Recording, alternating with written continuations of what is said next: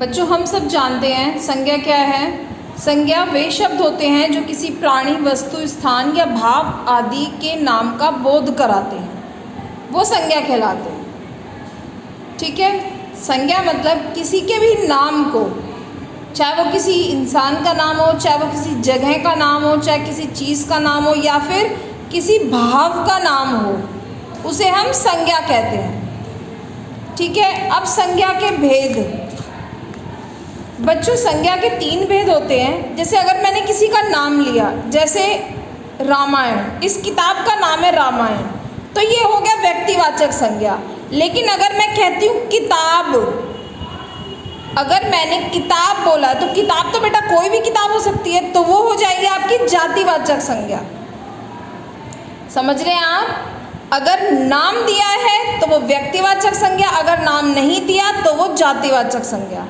जैसे ये कुर्सी, कुर्सी क्या है? जातिवाचक संज्ञा।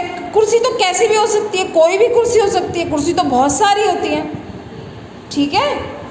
तो कुर्सी आपकी हो गई जातिवाचक संज्ञा। लेकिन अगर मैं बोलूं कि पीली कुर्सी, अगर मैंने आपसे बोला पीली कुर्सी, तो ये तो एक ही कुर्सी हुई ना पीली, तो वो क्या हो जाएगा? व्यक्तिवाचक संज्ञा। ठीक है।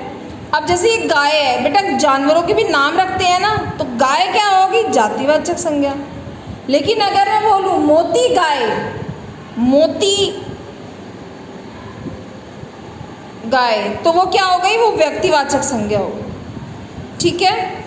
अब पर्वत, पर्वत तो कोई सा है पर्वत, बहुत सारे पर्वत होते हैं। नदी मतलब बहुत सारी नदियाँ होती हैं, तो ये क्या होंगे? ये होंगे जातिवाचक। लेकिन अगर मैं बोलूँ हिमालय पर्वत, तो वो हो जाएगा व्यक्तिवाचक संज्ञा। समझ गए? अगर मैंने बोला नदी, तो वो नदी तो बहुत सारी होती है, तो वो जातिवाचक। लेकिन अगर मैं बोलूँ यमुना नदी, तो वो हो जाएगा जातिवाचक संज्ञा। समझ गए? अब ये है कुतुब मीनार, कुतुब मीनार, तो ये तो इसका नाम है, और कोई कुतुब मीनार तो नहीं होता ना, तो कुतुब मीनार क्या होगा? व्यक्तिवाचक संज्ञा।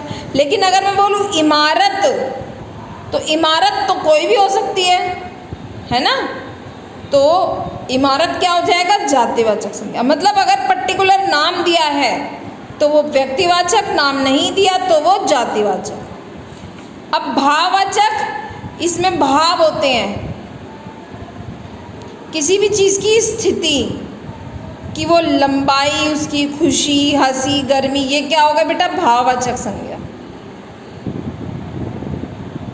अभी आपका प्रश्न है संज्ञा शब्द छांटकर उनके भेद लिखे।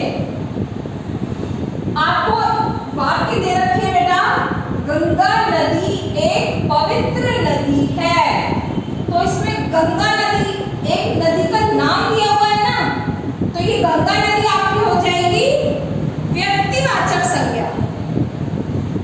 ठीक है। गंगा नदी हो जाएगी आपकी व्यक्तिवाचक संज्ञा। ठीक है। अब अगला है साहिल एक अच्छा अध्यापक है, तो इसमें संज्ञा क्या है? साहिल, और अध्यापक भी किसी का नाम है ना, तो ये भी क्या होगा? संज्ञा। ठीक है।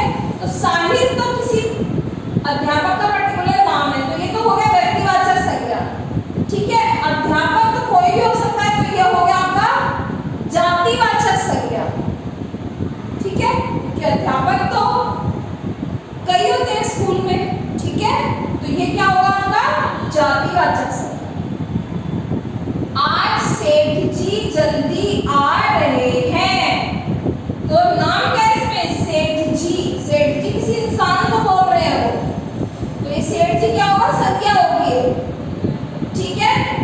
अब सेठ जी तो हर दुकान पे होते हैं, ठीक है, हर दुकान पे सेठ जी होते हैं, तो सेठ जी का नाम तो नहीं दिया, तो क्या होगा? सेठ जी आपका होगा जातिवाचक संज्ञा हो जाएगा, क्योंकि सेठ जी का नाम नहीं दिया। एक सेठ जी को सब जानते हैं, जेठालाल, जेठालाल भी सेठ जी है ना, उनको सेठ जी बोलते हैं ना। चलिए, तो वैसे ही अगर हम सेठ जी बोले तो वो जातिवाचक संज्ञा। लेकिन हम सेठ जी का अगर नाम बोलते हैं कि जेठालाल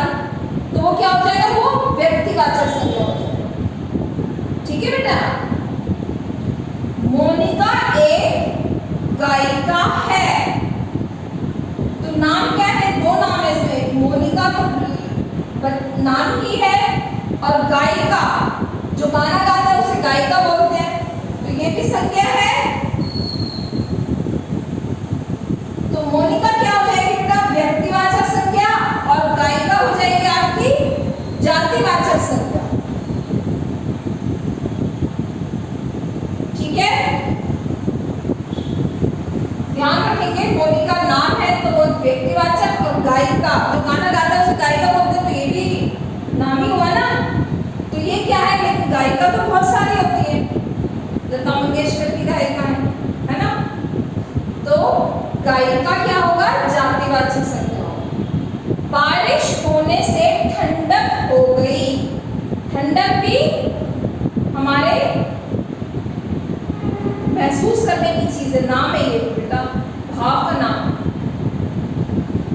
और बारिश भी एक ही बारिश होती है, बस पानी जो ऊपर से गिरता है बादलों में से, उसी को बारिश कहते हैं। तो बारिश कोई तरह तरह की नहीं होती बारिश, ठीक है। बारिश का कोई नाम नहीं होता कि लाल बारिश, पीली बारिश, अच्छी, ऐसा कुछ नहीं होता ना। तो बारिश आपका हो गया व्यक्तिवाचक संज्ञा और ठंडक हो गई आपकी भाववाचक संज्ञा। ठीक है बच्चों, ध्यान रखेंगे। अगर नाम है, बिल्कुल पर्टिकुलर नाम दिया है तो वो व्यक्तिवाचक, वरना आपका हो जाएगा वो जातिवाचक। ठीक है, अब एक और क्वेश्चन इसमें, वो भी हम लिखते हैं 6th वाला। ये बेटा आपका 7th है, 7वां है। नीले कपड़े की चौड़ाई ज्यादा है। तो बेटा कपड़ों का कोई नाम तो होगा नहीं, सोनू मोनू, ऐसा कोई नाम तो नहीं होता ना कपड़ों का। हम कपड़ों को क्या बोल देते हैं? ये नीला कपड़ा, ये काला कपड़ा, लाल कपड़ा, यही बोलते हैं ना। कपड़ों को नाम तो होते नहीं। तो नीले कपड़े से हम पहचानते हैं कि ये वाले कपड़े की बात हो रही है ना। काला कपड़े की बात हो रही है तो हम काले रंग से उसको पहचानते हैं कि इसकी बात हो रही है। तो इसीलिए नीले कपड़े मतलब व्यक्तिवाचक संज्ञा हो गया।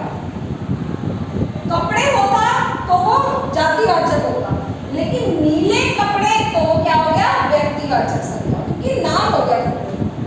हम किसी कपड़े को पहचानते हैं उसके रंग से ही तो पहचानते हैं, या फिर हम प्रिंट से बनाते हैं कि फूल के प्रिंट का कपड़ा, ऐसे बोलते हैं, है ना। चौड़ाई ये हो गया आपका भाववाचक संज्ञा।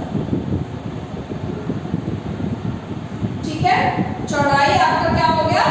भाववाचक संज्ञा। अब दूसरा प्रश्न है आपका, क्रिया से भाववाचक संज्ञा बनाइए। या आपको क्रिया के शब्द दे रखे हैं, उससे आपको भाववाचक संज्ञा बनानी है। इससे आपको और समझ में आएगी कि भाववाचक संज्ञा क्या होती है।